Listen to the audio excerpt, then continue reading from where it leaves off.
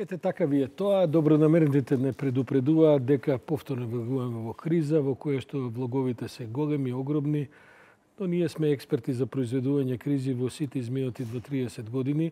А ако ние за утеха, веројатно не сме единствените по тој спорт. Со мене е Дејан Андоновиќ, нашиот колега експерт за надворешна политика и се повеќе експерт за соседска политика. Регионалната е поголема од светската. Регионалната криза е таа која што повторно расте.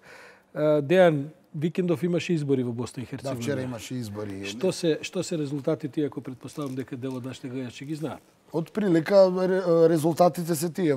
Победи Пуленот на Белград, Додик, победи досегашната партија, односно од времето на формирањето на независна Босна и Херцеговина, на странка на демократска акција на Бакир Изетбеговиќ, тој кандидат, но не победи Пуленот на Загреб, односно ХДЗ не победи, Драган Човиќ не влезе неговиот опонент, Драган Човиќ, извинам, Желјко Комшиќ. Од прилика тука имаше некој изненадување, се во се Милорад Додик влезе во федералните власти, во федералните институции во Сараево. Тоа е реално новитетот во целата ситуација. Па тоа е новитетот, он се стремеше кон тоа, успеа неговата партија да го задржи премиерското место во Република Српска, бидејќи за потсетување имаше федерални избори, имаше избори на ниво на ентитети и имаше локални избори.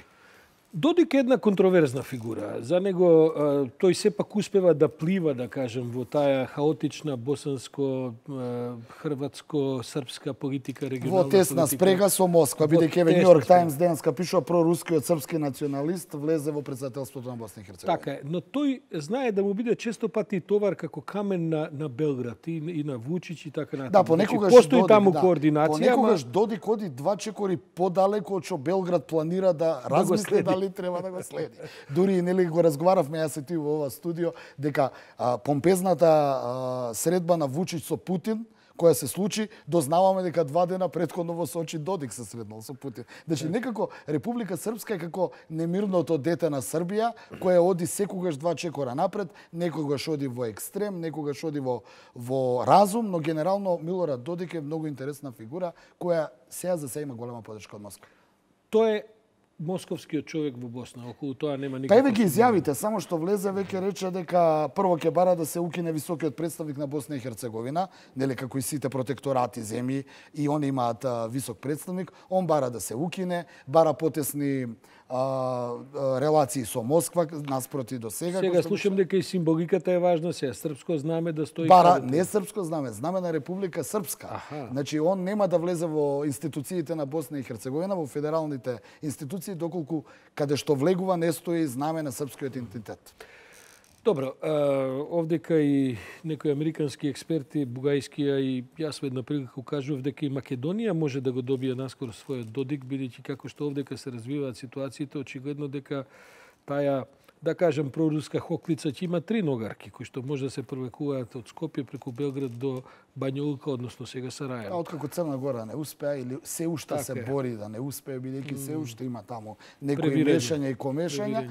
Веројатно ние и Косово, и Србија се разбира. А во Србија во меѓувреме беше Столтенберг. Столтенберг, да, Столтенберг, она што е интересно за Белград е дека игра нели на две страни сега за сега. Секогаш кога Вучич ќе отиде во Москва да се сретне со Путин, после тоа се среќа со некој висок представник на Северноатлантската алијанса или на западните држави. Конкретно денеска, односно од вчера во посета му е генералниот секретар на НАТО Столтенберг, но таму има една емпатија, бидејќи Столтенберг живеел во Белград како дете, како син на Торвалд Столтенберг, нам познат дипломат, кој бил амбасадор на Норвешка во тогашна СФРЈ и некако целата средба се префрли малце на емоции.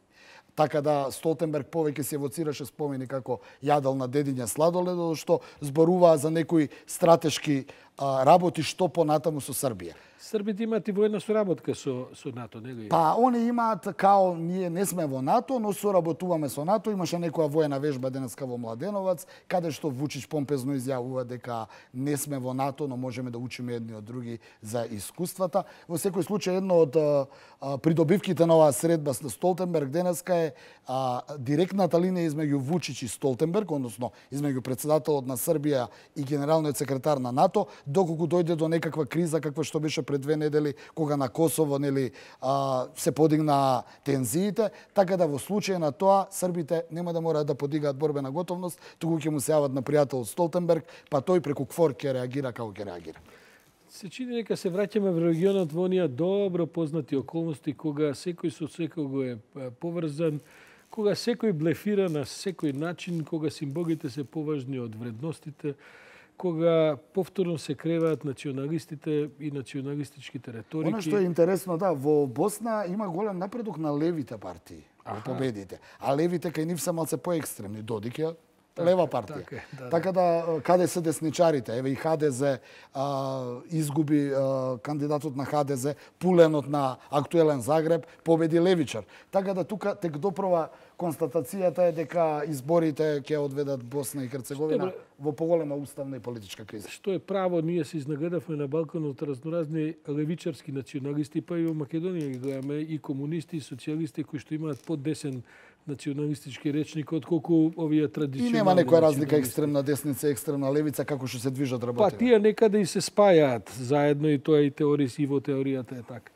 Добро, а што ја очекува сега Босна и Херцеговина? Сега формално ќе се направи председателството и потоа што е следниот чекор што ќе се прави? Ќе се продолжи на поделби, на што ќе биде политиката на Додик? Јас мислам дека влезот на Додик во Сараево само ќе притисокот, конфронтацијата Сараево-Бања Лука ќе се намали и сега ќе биде конфликтот директно во Сараево, бидејќи Додик внатре веќе најавува дека ќе прекине односи со застарената, како што ја нарече, американска администрација во Сараево, која работи по некои стари планови, сега имало нови планови, планирал со Трамп да комуницира.